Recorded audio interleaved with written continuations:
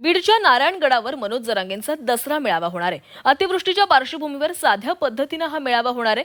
मराठा आरक्षणाच्या मुद्द्यावर जरांगे काय बोलणार याकडे साऱ्यांचंच लक्ष असेल। कुणबी प्रमाणपत्रासाठी सरकारला दिलेला अल्टिमेटम संपलेला आहे। बीडच्या नारायणगडावर मराठा आंदोलक मनोज जरांगेंचा दसरा मेळावा होणार आहे आणि या दसरा मेळाव्यामध्ये मनोज जरांगे नेमकं काय बोलणार, मराठा कार्यकर्त्यांना ते काय मार्गदर्शन करणार हे देखील पाहावं लागणार आहे।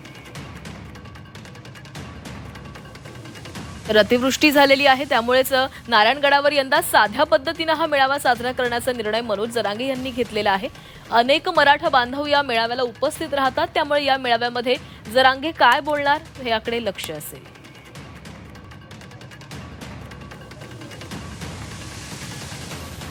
तर कुणबी प्रमाणपत्रासाठी सरकारला दिलेला अल्टिमेटम संपलेला आहे, त्यामुळे हा अल्टिमेटम संपल्यानं आता जरांगे नेमकं काय भाष्य करणार या मेळाव्यामध्ये हे पाहावं लागणार आहे। नारायणगडावर या मेळाव्याची तयारी करण्यात आलेली आहे। यंदा मात्र साध्या पद्धतीने हा मेळावा साजरा केला जाणार आहे, कारण मराठवाड्यामध्ये अनेक ठिकाणी ही पूरग्रस्त परिस्थिती आलेली होती, अनेकांचं नुकसान झालेलं आहे आणि त्याचमुळे साध्या पद्धतीने हा मेळावा साजरा करण्याचा निर्णय जरांगेंनी घेतलेला आहे।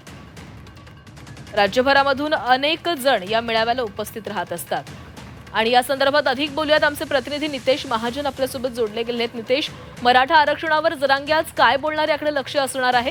नारायणगडावर कधीपर्यंत ते पोहोचतील, काय तिथे तयारी करण्यात आलेली आहे? यावेळेला परिस्थिती जी आहे ती थोडी वेगळी आहे। गेल्या वेळेचा जो दसरा मेळावा नारायणगडावर मनोज जरांगे पाटील यांचा झाला होता, त्यावेळेला मनोज जरांगे पाटील यांनी मराठा आणि कुणबी एकच असल्याचा अध्यादेश काढण्यात यावा अशा प्रकारच्या मागणीसाठी आंदोलन छेडलं होतं। त्यानंतर त्यांनी उपोषण देखील केलेले होते।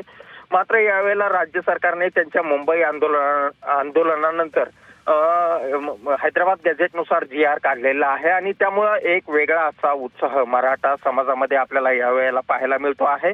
सध्या मनोज जरांगे पाटील यांच्यावरती छत्रपती संभाजीनगरच्या एका खासगी रुग्णालयामध्ये उपचार सध्या सुरू आहे आणि या ठिकाणाहून सकाळी अंदाजे 10 वाजेच्या सुमारास ते नारायणगडाकडे निघतील आणि त्या ठिकाणी यावेळेला देखील आपल्याला हजारो मराठा बांधव यावेळच्या मेळाव्यामध्ये पाहायला मिळणार आहे। मात्र यावेळचा उत्साह जो आहे तो थोडा वेगळा आहे आणि त्यामुळं मनोज जरांगे पाटील यावेळेला काय बोलतील किंवा इतर कुठल्या आंदोलनाची घोषणा करतात का याकडे देखील आता सर्वांचं लक्ष लागलेलं आहे आणि त्यामुळं या वेळेला सुद्धा आपल्याला लाखो मराठा समाज या नारायणगडावरती आज पाहायला मिळणार आहे आणि साधारणतः 10च्या सुमारास मनोज जरांगे पाटील त्या ठिकाणी पोहोचणार आहे, नारायणगडाचं दर्शन घेणार आहे आणि त्यानंतर दुपारी 12 वाजता ते उपस्थित मराठा बांधवांना मार्गदर्शन करतील।